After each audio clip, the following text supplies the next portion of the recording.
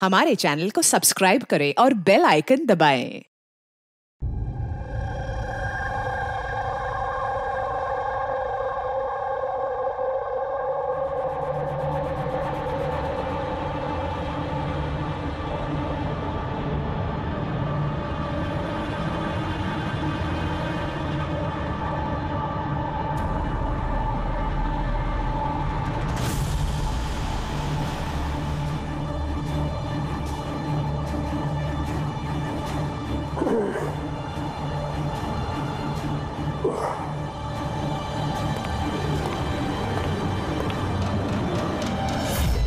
कौन हो तुम?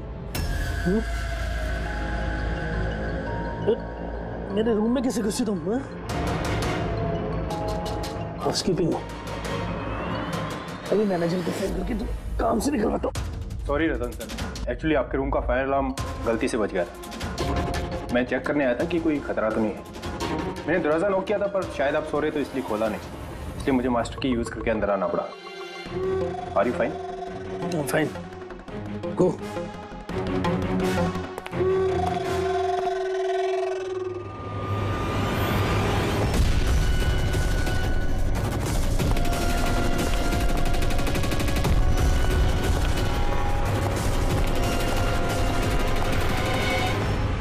सोने के बाद भी सर दर्द क्यों है? लगता है डबल शॉट कॉफी लेनी पड़ेगी। हाँ लिशा, काम हो गया। Great job. अब फटाफट वहां से निकलो। होटल का एक्चुअल स्टाफ 5 मिनट में वहां आ जाएगा। हाँ ठीक है, मैं निकलता हूँ, बाय।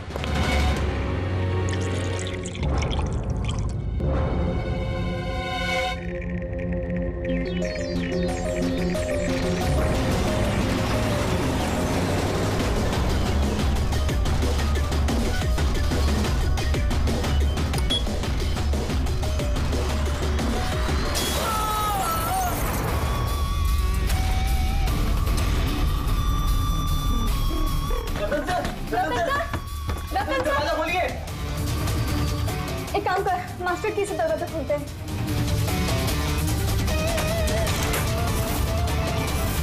रतन सर, रतन सर, रतन सर!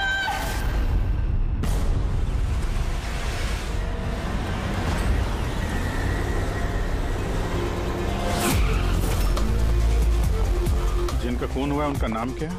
सर रतन जी, वो हमारे रेगुलर कस्टमर थे और वो बहुत ही बड़े फिजिसिस्ट भी थे सर। फिजिसिस्ट? जी सर। मतलब फिजिक्स में एक्सपर्ट है ये? जी सर। कितने बजे हुआ ये सब? सर ये तकरीबन सुबह 6:30 बजे। हटिए, चलिए हटिए प्लीज, हटिए।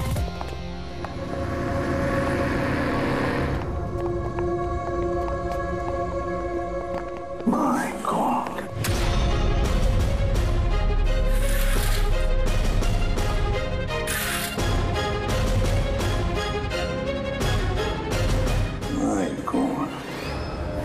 इसके छाती में तो इतने सारे डार्ट्स घुसे हैं।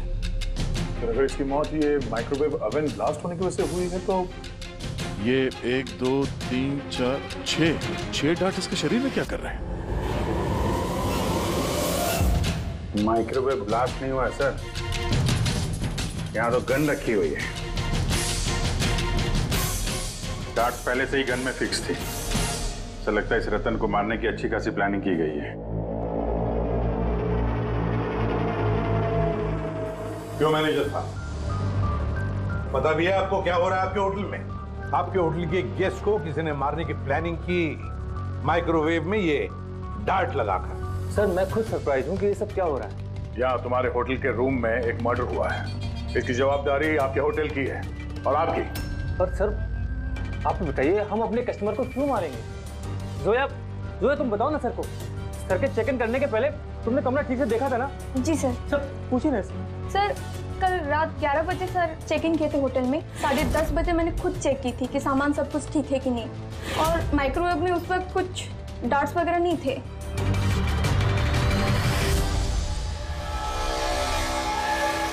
सर, आधा खाया हुआ पिज़्ज़ा है सर। यार ये आपके यहाँ ये बाहर का खाना अलाउड है? सर अलाउड तो नहीं है, लेकिन रतन सर रेगुलर थे तो किसी स्टाफ ने अलाउ कर दिया होगा सर। यार स्टाफ में कौन था जब ये पिज़्ज़ा कमरे के अंदर लाया गया? है? क्या हुआ? हमारे सवाल शुरू हुए तो तुम्हारी जुबानें बंद होगी?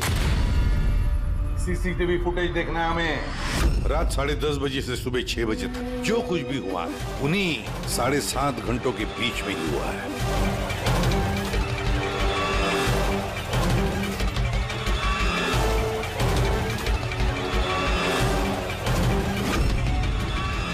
जोया 10:30 बजे रतन जी के कमरे में गई और 11:15 बजे बाहर आई 15 मिनट में।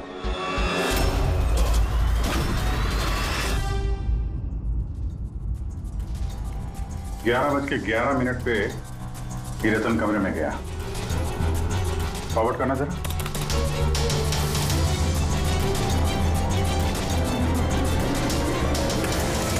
साढ़े 11 बजे हैं और ये रहा रतन का पहला विजिटर।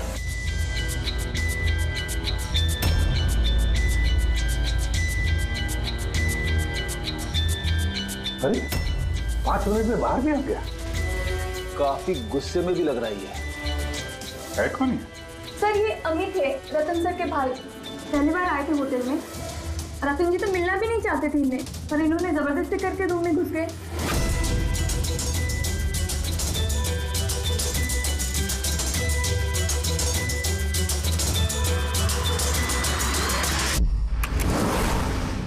अच्छा, वो पिज्जा कमरे के अंदर ऐसे गया सर। फॉरवर्ड करना जरा, फॉरवर्ड करना।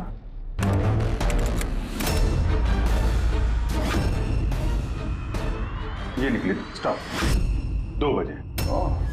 12:30 बजे ये अंदर जाती है पिज्जा लेके और 2 बजे बाहर आती है। कौन है ये औरत? सर इनका नाम शमिता है। ये रतन जी की बहुत खास दोस्त है। लगभग हर वीकेंड में आते हैं उन्हें मिलने के लिए।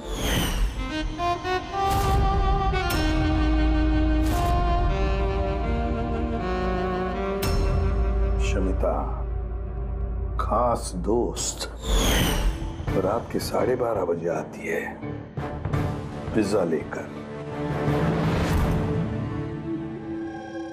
रतन को आखिरी कॉल किसी शमिता नाम की लड़की ने किया था और उससे पहले किसी अमित ने। सर। हाँ पंकज। एक से ये पासपोर्ट देखिए सर, इस पे ये कैम्बी का वीजा लगा है। तो सर ये बॉम्बे से कैम्बी जाने का टिकट। फोटो तो उसी की है पर नाम रतन नहीं है, दिग्विजय कुमार।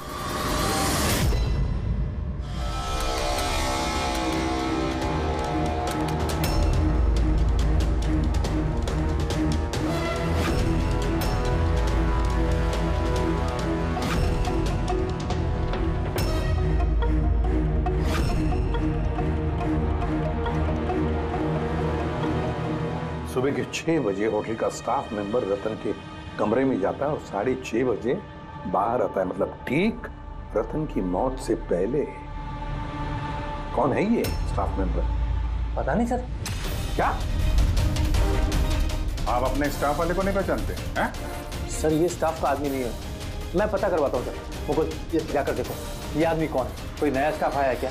सर एक बात समझ में नहीं आ रही। ये रतन एक फिजिसिस्ट था, देश के स्पेशलाइज स्पेस प्रोग्राम पे काम कर रहा था। नकली पासपोर्ट बनाने की क्या जरूरत? वही तो, कोई किसी फिजिसिस्ट को मारने के लिए इतनी लंबी प्लानिंग क्यों करेगा?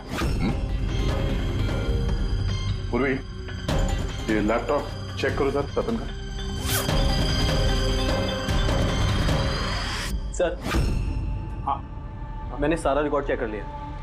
ये बंदा होटल के किसी भी डिपार्टमेंट में काम नहीं करता है, इवन वो स्टाफ का भी नहीं था सर। मुझे लगता है वो बाहर का ही था। ये लो, कोई बाहर का अनजान आदमी आपके यहाँ आता है, होटल का स्टाफ बन के घूम रहा है, ये आपकी सिक्योरिटी है?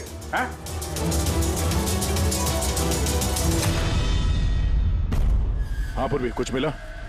हाँ सर, लैपटॉप हैक किया तो कुछ सीक्रेट फाइल्स मिली है। ये कुछ खुफिया इंफॉर्मेशन है, देश की सुरक्षा से कनेक्टेड। माय गॉड, ये क्या हुआ? सर ये खुफिया इंफॉर्मेशन रतन किसी को बेचना चाह रहा था। ये देखिए, इस डील से रिलेटेड मेल्स भेजे उसने किसी को। ये देखिए, ये सारे हैं। एग्जैक्टली ये खुफिया इंफॉर्मेशन क्या है जो रतन बेचने वाला था? सर हमारे देश के बॉर्डर पे कितने जवान तैनात हैं आर्मी के पास कौन कौन से हथियार हैं, फौज की टुकड़ियां किन किन एरियाज में और कहां पर नहीं, सारी जानकारी है सर। अगर ये इंफॉर्मेशन किसी गलत आदमी के हाथ लग गया तो देश की सुरक्षा को खतरा हो सकता है। सर ये मिलिट्री की कॉन्फिडेंशियल फाइल्स उसे मिली कहां से? ऑब्वियसली पंकज, किसी आम आदमी के पास ये क्लासिफाइड फाइल्स नहीं हो सकते हैं। ये क्लासिफाइड फाइल्स और ये डुप्लीकेट पासपोर्ट इस बात की तरफ इशारा कर रही है कि ये रतन कोई फिजिसिस्ट नहीं था। ये किसी दुश्मन देश का जासूस था जो अपना काम करने के बाद इस नकली पासपोर्ट के जरिए देश छोड़ के भागने वाला था हमेशा के लिए। ये तो एप्रन वगैरह निकाल के बाहर निकल गया सर। फोन पर भी बात कर रहा है। फोन पर भाई पार्टनर हो बात रेडी। होटल के बाहर के जितने भी सीसीटीवी कैमराज हैं सबकी फुटेज चेक करो। सर जब तक इस अनजान स्टाफर का पता चलता है, ये शमिता और रतन का भाई अमित, इनसे पूछताछ करते हैं। सर ये रतन शायद फिजिसिस्ट नहीं था, दुश्मन देश का जासूस था सर। जासूस? हाँ सर, हमें उसके बैग से ये नकली पासपोर्ट मिला। उसके लैपटॉप में ये खुफिया फाइल्स है सर, ये देखिए।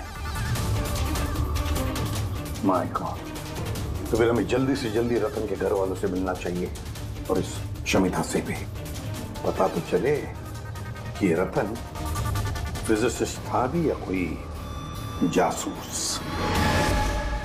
एक तो अभी मेरे पति का खून हुआ है और अब सीआईडी वाले उन पर देश से गद्दारी का इल्जाम लगा रहे हैं। भाभी संभालिए अपने आप को। वैसे ही भाई साहब की मौत के सदमे से आपकी तबीयत खराब है। मिस्टर अमित, आपसे भी कुछ सवाल करना है हमें। आप लोग एक साथ एक ही घर में रहते हैं, तो कल रात अपने भाई के पीछे पीछे होटल रूम में क्या करने गए थे आप? मैंने ही भेजा था उन्हें वहां। तुमने भेजा? किस लिए? क्योंकि रतन भाई साहब पूरी प्रॉपर्टी अपने नाम करके हमें घर से निकालना चाहते थे। वसीयत के पेपर के साथ भी छेड़छाड़ की थी उन्होंने, और अपने भाई का तो उन्हें कोई लिहाज ही नहीं था। ये तुम क्या कह रही हो दिया? भाभी प्लीज।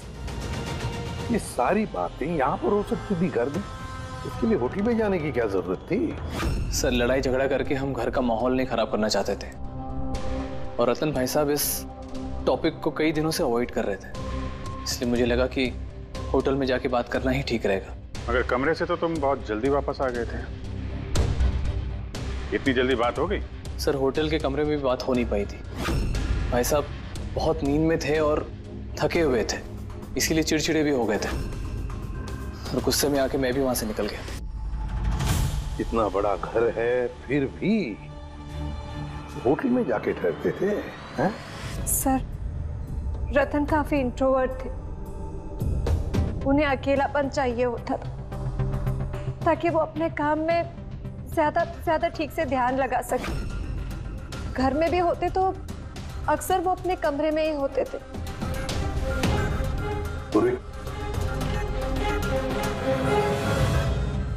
उन्हें जब कभी ज्यादा डिस्टरबेंस महसूस होता था तो वो अक्सर होटल में जाया करते थे।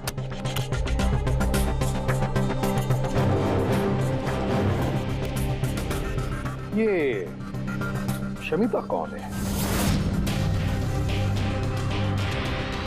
शमिता? प्लीज कुछ कीजिए ऑफिसर, मैंने सुबह मिसिंग कंप्लेंट दर्ज कराई थी, शाम होने वाली है, मेरी बीवी का कहीं कुछ पता नहीं चल रहा है। जीजू प्लीज रिलैक्स, शमिता दीदी मिल जाएगी। क्या शमिता जी लापता है? जी। आप लोग? हम लोग सीआईडी से। अच्छा वो आप लोग आ गए, ये लोग तो कुछ कर नहीं पा रहे, अब आप लोग पता लगाइए ना मेरी बीवी कहाँ है। हम लोग तो पता लगा ही लेंगे, एक खून करके जो भागी है वो। क्या?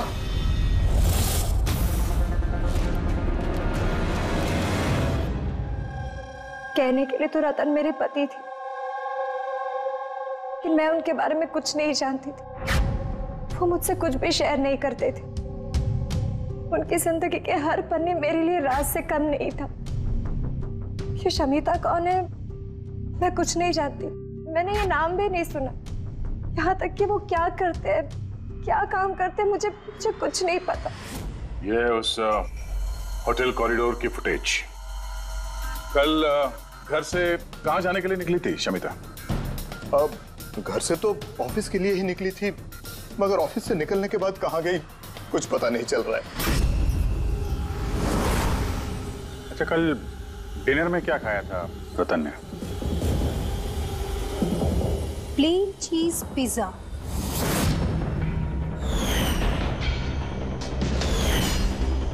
है ना भाभी? हाँ। प्लेन चीज पिज्जा, कमाल है अभिजीत। होटल में भी पिज्जा और घर में भी पिज्जा।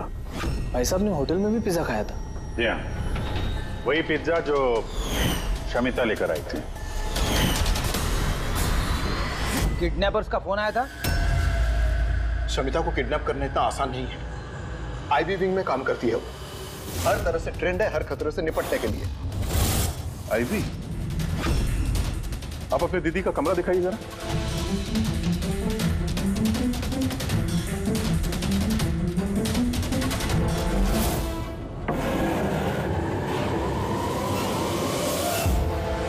सर, ये है दीदी का कमरा।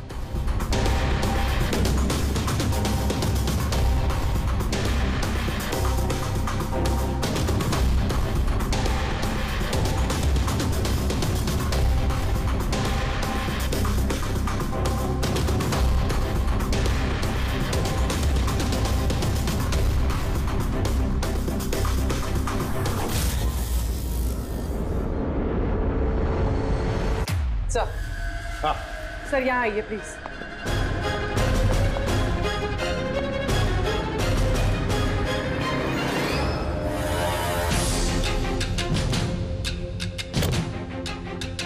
ये लो, कमरे के अंदर कमरा। सर, इधर आइए। ये देखिए, ये कंप्यूटर हैक हुआ है सर। एक काम करो, पूरे घर की तलाशी लो। गाड़ियां, विग्स, ओहो, प्रोस्थेटिक्स। अभिजीत, देखा है सर? हाँ सर, और ये लॉकर में क्लासिफाइड फाइल्स। लगता है काफी समय से जासूसी चल रही है इसकी। सिर्फ इतना ही नहीं सर, कोई तो है जो रतन पे नजर रखे हुए था। उसकी कंप्यूटर की एक एक एक्टिविटी को मॉनिटर कर रहा था। ये कंप्यूटर हैक्ड है। कौन हैकर है पता लगा?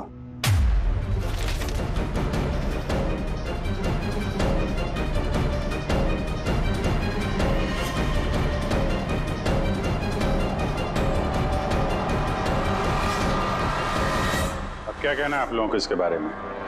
एक ही छत के नीचे रहते थे आप लोग रतन के साथ, और इस बारे में आप लोगों को भनक भी नहीं? सर, भनक कैसी लगती सर? रतन भाई साहब तो अपने कमरे में किसी को घुसने भी नहीं देते थे। और यहाँ तक कि सर, काम वाली को भी नहीं, सफाई वगैरह भी वो खुद ही किया करते थे। फिर जस्मीन जी, आपका क्या कहना है? ये तो बेडरूम के अंदर का ही तो कमरा है। सर, मैंने आपसे कहा ना, मुझे कुछ नहीं पता। अरे ये कब और कैसे? तो शमिता घर पे नहीं है सर, लापता है वो। आईबी ब्यूरो में काम करती है सर। हमने उसका लैपटॉप चेक किया। पूर्वी को रतन के लैपटॉप में जो खुफिया इंफॉर्मेशन मिली थी सर, वो सारी इंफॉर्मेशन यहाँ शमिता के लैपटॉप में भी है। ये जानकारी लीक करके देश छोड़ के भागने का इरादा था। ये शमिता आईबी में नौकरी करती थी, इसका मतलब है वो देश की सारी खुफिया जानकारी उसके पास थी, जो वो रतन को देती थी, और रतन ये दुश्मन देशों को दे देता था। दोनों पैसे कमा रहे थे इसके ऊपर। हाँ सर, मगर इस बार उसने डबल क्रॉस कर दिया रतन को। उसने उसे जान से मार दिया और मार के यहाँ से भाग गई। या सारे के सारे सबूत इकट्ठा करो और ब्यूरो में लेकर आओ।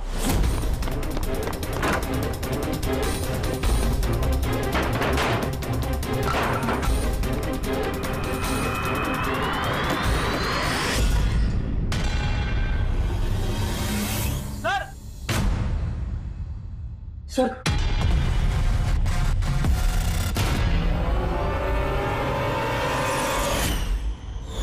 शमिता?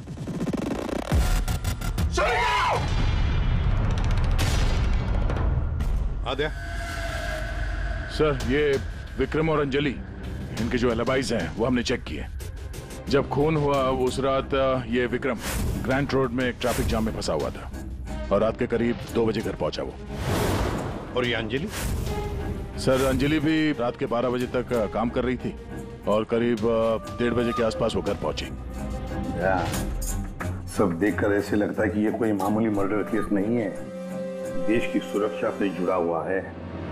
सर ये देखिए सर, ठीक ब्लास्ट से पहले सुबह 6:30 बजे के आसपास इस लाल गाड़ी में एक औरत होटल से बाहर गई। सर, वो जो नकली होटल स्टाफ वाला था ना सर, वो भी उसी वक्त निकला था, लेकिन दूसरे गेट से। ये देखिए। पूर्वी, गाड़ी कितने बजे आई थी होटल में? सुबह 6 बजे। निकल गई 6:30 बजे, आधे घंटे बाद। लड़की के चेहरे पे जूम करो जरा, देखें तो सही। हमारे डेटाबेस में कुछ नाम और चेहरे हैं जिनसे देश की सिक्योरिटी को खतरा है।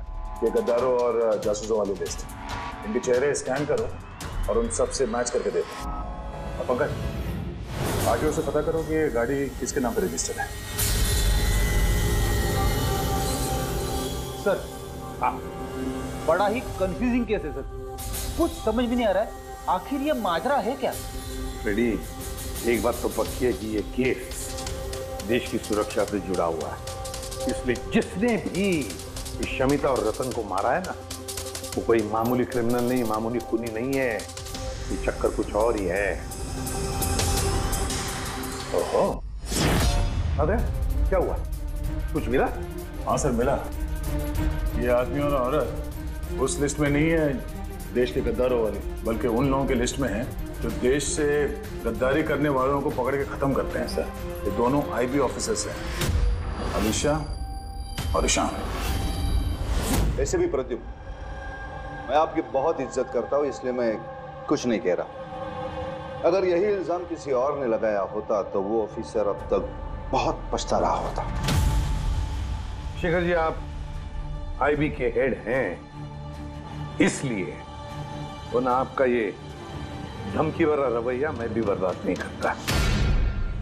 एसीपी साहब, मैं धमकी नहीं दे रहा हूं, आपके इल्जाम का जवाब दे रहा हूं। आपने बड़ी आसानी से हम पर रतन और शमिता के खून का इल्जाम लगाया है। क्या आपको लगता है कि वो देश के गद्दार थे और इसीलिए हमने उनको मार डाला? मैं इल्जाम नहीं लगा रहा, मैं साफ साफ पूछ रहा हूं कि क्या जो कुछ भी हुआ वैसा ही हुआ? देखिए सर, हम लोगों को पता है कि आप लोग जानते थे कि ये दोनों देश के सुरक्षा से संबंधित कुछ खास जानकारी दुश्मनों को बेचने वाले थे। और हमें यह भी पता है शेखर जी कि जिस वक्त रतन का खून होने वाला था, उस वक्त ईशान और आलिशा वहां उस होटल में मौजूद थे। रतन का खून होने से कुछ मिनटों पहले ही ईशान रतन के कमरे में गया था। शमिता रतन के कमरे में पिज्जा लेकर गई थी, एक ऐसा पिज्जा शायद जिसमें बेहोशी की दवाई थी। हाँ? तो आप लोगों ने शायद उससे कुछ ऐसा कहा होगा कि हमारे लिए काम कर दो और रतन को मार दो, तो आप लोग उसे छोड़ दोगे। क्यों? मगर वो अलग बात है कि उससे पहले शमिता मारी गई खुद अपने ही घर में। ये सच है कि हमें शमिता और रतन के गैर कानूनी कामों के बारे में पता चल गया था और इसीलिए सिर्फ और सिर्फ हम लोग उन पर नजर रख रहे थे। कुछ ऐसी कहानी सुनाइए शेखर जी जिस पर यकीन किया जाए। सर प्लीज, आप शेखर सर से इस तरह बात नहीं कर सकते। और तुम भी एसीपी साहब से इस तरह से बात नहीं कर सकते। Relax boys. आलिशा, तुम ही बताओ, तुम दोनों उस दिन होटल पे क्यों गए थे? रतन के लैपटॉप से उन फाइल्स की कॉपी बनाने जो उसने दुश्मन देश को ईमेल कर दिया था, ताकि हमें ये पता चल सके कि हमारी कौन कौन सी खुफिया इंफॉर्मेशन उन तक पहुंच चुकी है। तो अब तसल्ली हो गई आपकी? हमारा मकसद सिर्फ नजर रखना था, मारना नहीं था। हाँ, लेकिन अगर जरूरत पड़े और हमारे पास ऑर्डर्स हो तो ऐसे देश के गद्दारों को मारने के लिए हमें आपके परमिशन की जरूरत नहीं है। सर फिलहाल तो टेंशन वाली बात यह है कि जिस किसी ने उन दोनों को मारा है तो उसके हाथ देश की खुफिया जानकारी लगी होगी। वो ये जानकारी जिसे मर्जी दे सकता है, दुश्मनों को, आतंकवादियों को या किसी और को भी। हाँ, अगर हमें वो इंसान मिल गया जिसने उन दोनों को मारा है और जिसके पास देश की खुफिया जानकारी है, तो हम उसे मारने में भी हिचकिचाएंगे नहीं। और हमें पूरा यकीन है कि आईबी के पहुंचने से पहले सीआईडी उस तक पहुंच जाएगी। एसीपी प्रद्युम्न, अपने ऑफिसर को समझाइए कि ये वक्त एक दूसरे को चुनौती देने का नहीं है, बल्कि मिलकर साथ काम करने का है। शेखर जी, देश की चिंता जितनी आप लोगों को है ना, उतनी ही चिंता हम सीआईडी वालों को भी है। लेकिन एक बात अच्छी तरह से याद रखना, जब तक ये मर्डर सुलझा नहीं जाता तब तक आप उस गद्दार तक पहुंच नहीं सकते। शमिता ने वो खास जानकारी लीक करके रतन को दी और रतन वो इंफॉर्मेशन किसी को बेचने वाला था। मगर इससे पहले कि रतन अपनी गद्दारी का काम पूरा कर ले, किसी ने शमिता को रतन के खून के प्लान में हिस्सा बना लिया। और अब अगर वो निशान नहीं है तो जो कोई भी है सर, उसे जल्द से जल्द ढूंढना होगा। ये उसी ने शमिता को भी मारा है। हाँ, बोलता हूँ क्या क्या सारुण के, अब क्या नया चक्कर है तेरा? क्यों?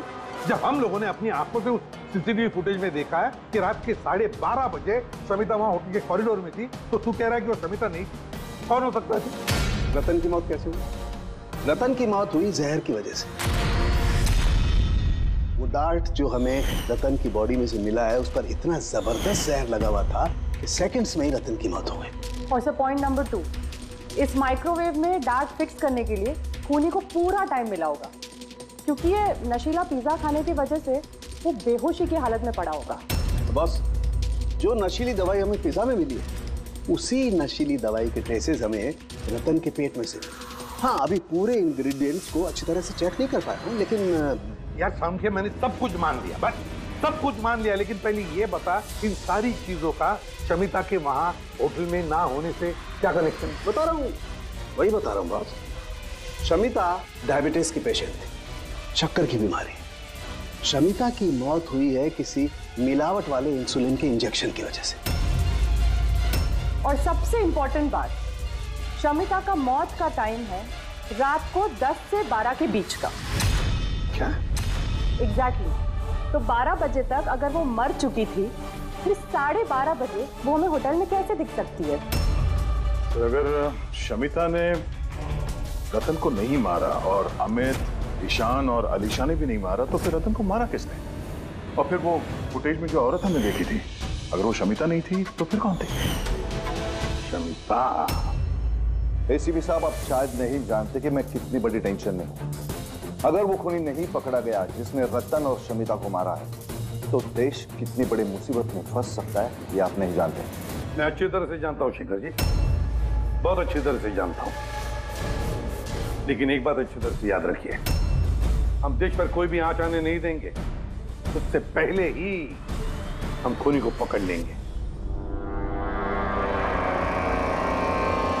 सर, वो खूनी की आइडेंटिटी हमें वो ईमेल से मिल सकती है सर, जो रतन और शमिता ने एक दूसरे को भेजा है। अब कैसे? मुझे तो ये भी लगता है कि जरूर कोई आसपास वाला ही है, जिसे शमिता और रतन, इन दोनों की छोटी से छोटी आदतों के बारे में पूरी जानकारी थी। हाँ सर, जैसे कि सुबह उठते ही रतन का माइक्रोवेव में कॉफी बनाना और शमिता को इंसुलिन के इंजेक्शन पहुंचा देना, वो तो कोई पास वाला ही आदमी कर सकता है। और खूनी को ये भी पता था कि ये अंजलि और विक्रम रात 1 बजे से पहले घर आने वाले नहीं है। आखिर खूनी कौन हो सकता है सर? सर, एक बात समझ में नहीं आ रही सर। ये रतन और शमिता एक दूसरे को 2 सालों से जानते हैं, मगर गद्दारी करने का इन्होंने ये 3 हफ्ते पहले ही सोचा, ऐसे अचानक? हाँ सर, बात थोड़ी अजीब तो है। इन 3 हफ्तों के पहले इनका कोई रिकॉर्ड तो नहीं रहा खुफिया खबर के एक्सचेंज को लेकर। इस सब का इस तीसरे गद्दार से क्या लेना देना? We are running out of time. हाँ सर, हमने सारे सुरागों के ताले खोल दिए, लेकिन हमें वो दरवाजा नहीं मिल रहा जो हमें तीसरे जासूस तक ले जा सके। तीसरा दरवाजा है, ये तीसरा दरवाजा हमें उस जासूस तक ले जाएगा। कौन सा? उस दरवाजे का नाम है पिज़्ज़ा। पिज़्ज़ा वो औरत जो बड़े बड़े काले चश्मे और घुंघराले बाल का विग पहनकर घूमती है ना, शमिता बनकर, उसने उस दिन पिज़्ज़ा लाया बाहर से होटल के अंदर। और उसने ऐसा इसलिए किया क्योंकि उसे वो नशीली दवाई मिलानी थी पिज़्ज़ा में। अगर होटल में ऑर्डर करती तो उसे मौका नहीं मिलता और ना ही वक्त मिलता वो नशीली दवाई पिज़्ज़ा में मिलाने के लिए। और होटल वालों ने कुछ नहीं बोला क्योंकि वो लोग उसे जानते थे। दया, होटल दे रॉयल के आसपास इस पिज़्ज़ालो ब्रांड के पिज़्ज़ा की कितनी दुकानें हैं पता लगाते हैं, सब कुछ साफ हो जाएगा।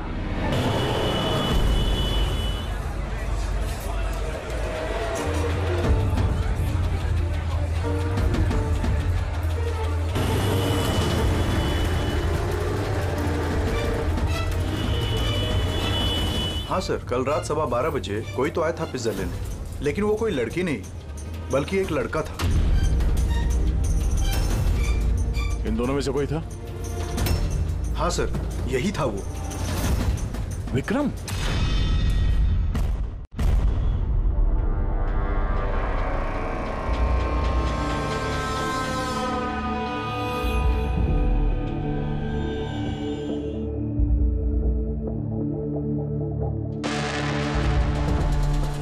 चक्कर क्या है? अरिका, एक मिनट आओ। यस? अरिका, ये दोनों स्लाइड्स में पिज्जा के सैंपल्स हैं। इसमें वो है जो हमने उसके पेट में से निकाला है। दूसरा ये पिज्जा का वो टुकड़ा है जो एक्चुअल है, जो टेबल पे रखा हुआ था। जरा देखो दोनों। सर, इट्स ऑब्वियस ना कि यही वाला पिज्जा खा के रतन वो बेहोशी वाली नींद सोया था। उसमें देखना क्या है? Do you think I'm a fool? No क्या फिर? अरे कोई वजह होगी तभी तुम्हें दिखा रहा हूँ ना। प्लीज देखो ना। Of course, sir. Just see it. हाँ हाँ सर, हाँ।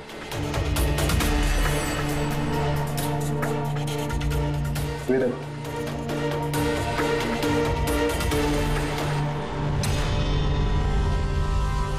क्या?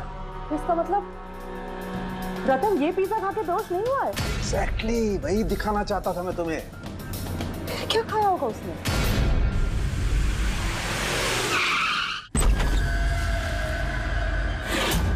विक्रम? विक्रम? विक्रम? उसे क्या हो गया? विक्रम?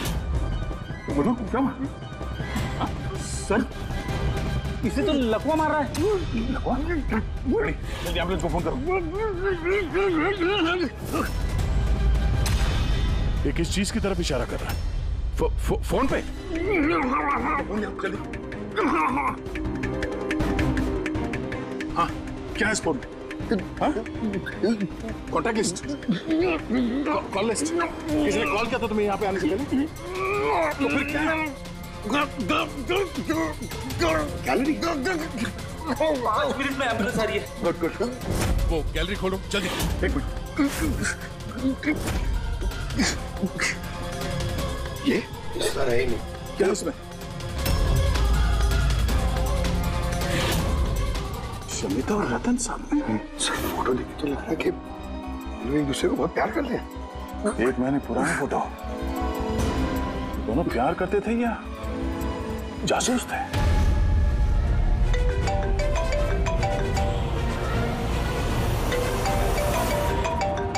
हाँ डॉक्टर साहब। अरे यार, इस केस में तो नया ही पेज फंस गया। अब क्या हुआ? याद है वो पिज्जा जो रतन ने खाया था होटल में, जिसकी वजह से वो गहरी नींद सो गया। हाँ हाँ, वही पिज्जा जो वो नकली शमिता होटल के रूम में लेकर गई थी।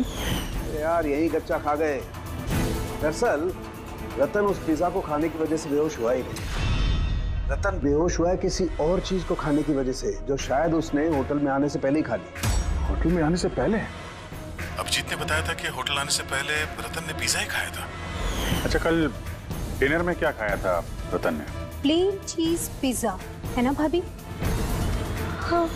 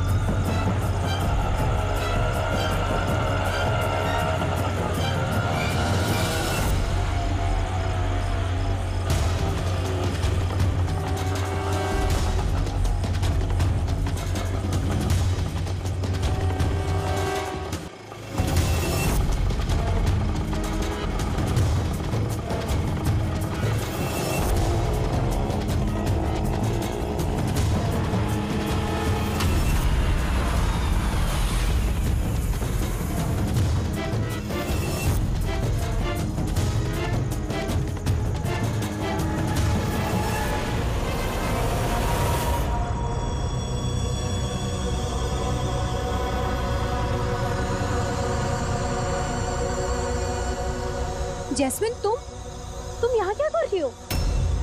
इन लोगों ने मुझे कुछ इन्फॉर्मेशन लाने के लिए कहा। मुझे कुछ पता ही नहीं उस इन्फॉर्मेशन के बारे में। इन्होंने कहा कि अगर मैं नहीं आई तो ये लोग मुझे जान से मार देगी, इसलिए मैं यहाँ आई हूँ। वो कौन तुम लोग? हम तीनों को यहाँ धोखे से बुलाने का मतलब?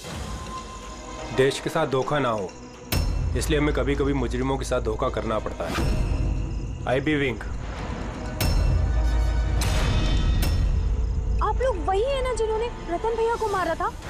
रतन को किसने मारा और किसने नहीं, इसकी सच्चाई जल्द सामने आ जाएगी। लेकिन दिया, अमित, एक और सच्चाई आना बाकी है। वो क्या? वो ये कि तुम दोनों को ये पता होना चाहिए कि तुम एक देश के गद्दार के साथ रह रहे हो, है ना जैस्मिन?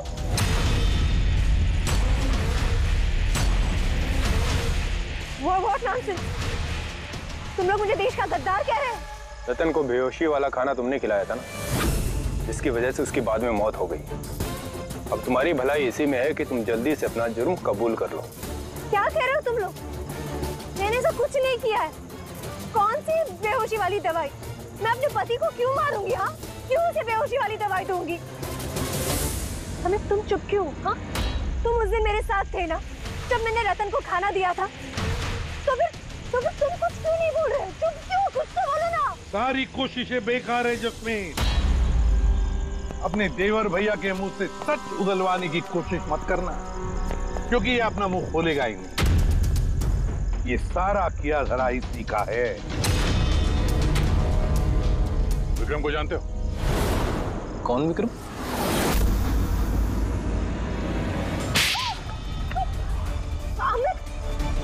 आप लोग इस तरफ आइए।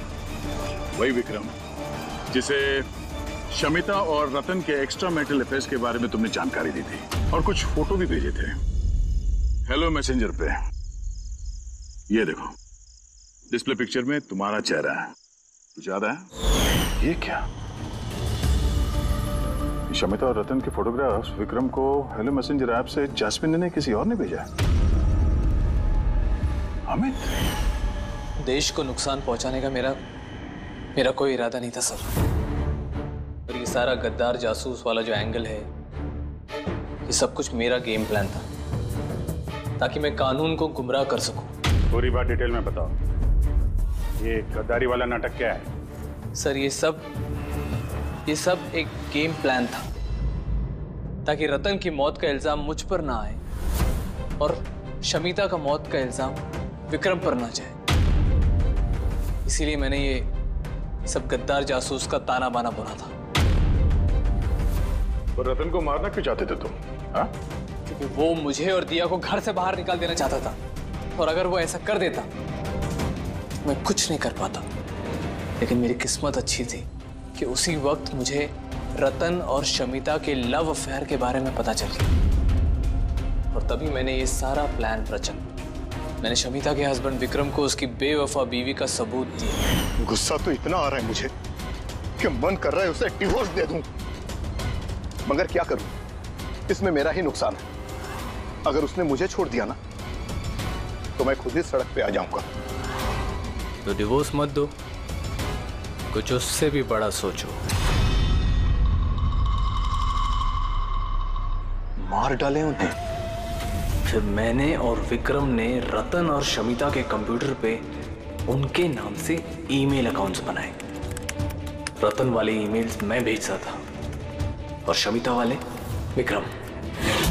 उस रात होटल में विक्रम ही नकली शमिता बनकर गया था। जब वो कमरे में पहुंचा तो उसने देखा कि रतन गहरी नींद में है। बस फिर उसने माइक्रोवेव में डार्ट्स फिट किए, थोड़ा सा पिज्जा खाया, नशीली दवाई मिलाई और फिर कमरे में से चला गया। और शमिता को वो जहरीला इंसुलिन का इंजेक्शन तुमने ही दिया था ना? हाँ, होटल जाने से पहले मैं शमिता के घर गया था। जी कहिए, आप कौन? तुम्हें आजाद करने आया हूँ। मतलब? दो लोगों से प्यार करना अच्छी बात तो नहीं है ना शमिता जी? होटल के कमरे में रतन से मिलने क्यों गए थे तुम, जब ये सारा प्लान पहले से ही करके रखा हुआ था? भले ही वो मुझे घर से बाहर निकाल देना चाहता था, लेकिन था तो वो मेरा ही भाई। एक आखिरी मुलाकात तो बनती थी और ये सब मेरे प्लान में भी मेरी मदद करती। मैंने विक्रम को पहले से इन्फॉर्म कर दिया कि रतन नींद में है और कुछ ही देर में सो जाएगा। और तुम्हें लगा कि सीसीटीवी फुटेज में बहुत सारे लोग दिखेंगे, उसमें अगर तुम भी दिख जाओगे तो कोई शक नहीं करेगा। इसीलिए तो मैंने ये सारा गद्दार जासूस वाला खेल रचा था, ताकि आप सब लोग इसी में उलझ के रह जाएं। लेकिन जब ये आईबी वाले भी इस केस में जुड़ गए तो विक्रम डर गया और इसलिए तुमने उसे पैरालाइज कर दिया और कुछ चारा भी नहीं था मेरे पास। ये तुमने क्या किया आमिर? पैसों के लिए तुमने अपने भाई को मार दिया। अमित, जायदाद और पैसों की लालच में तुमने अपने सगे भाई का खून कर दिया और तो और कानून के साथ और देश की सुरक्षा के साथ भी खिलवाड़ किया। बहुत संगीन जुर्म किए तुमने। कानून तुम्हें कड़ी से कड़ी सजा देगा। For more updates, subscribe to our channel, click the show links and enjoy watching the videos.